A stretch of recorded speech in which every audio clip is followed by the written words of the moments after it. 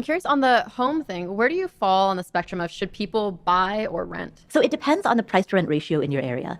For people who live in high cost of living cities, it makes a lot more sense to, generally speaking, to rent your personal residence. So I want to draw a distinction between your personal residence, which is the place that you yourself sleep in, versus a home that you own and you rent out to others as an asset, right? As a money-making asset. Big mathematical difference there. If you live in a high cost of living area, if you live in Manhattan, or if you live in Boston, or Seattle or San Francisco, right?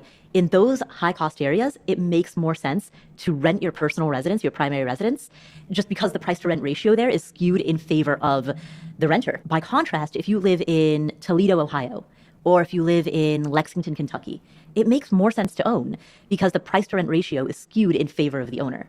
And so the places that are best for buying rental properties are also the places that are best for owning your own personal residence. And how do people find the price to rent ratio for their city? So what you want to do is take the price of a home and divide it by the annual rent. So let's walk through a couple of examples. Okay. Let's say that there's a home that costs $300,000 and it rents for $3,000 per month. So the monthly rent is 1% of the cost of the home.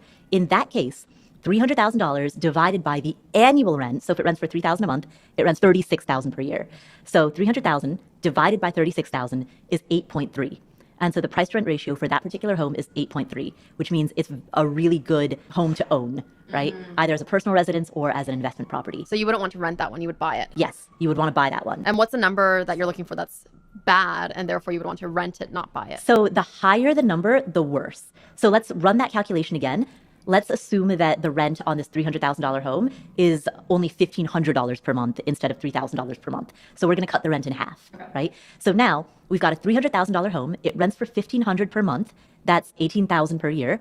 300,000 divided by 18,000, that's 16.6. And so that is kind of margin. It's right on the edge, right? It's like not a slam dunk in either direction.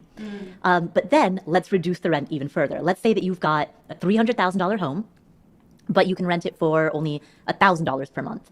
In that case, you've got 300,000 divided by 12,000 per year, which is the annual rent.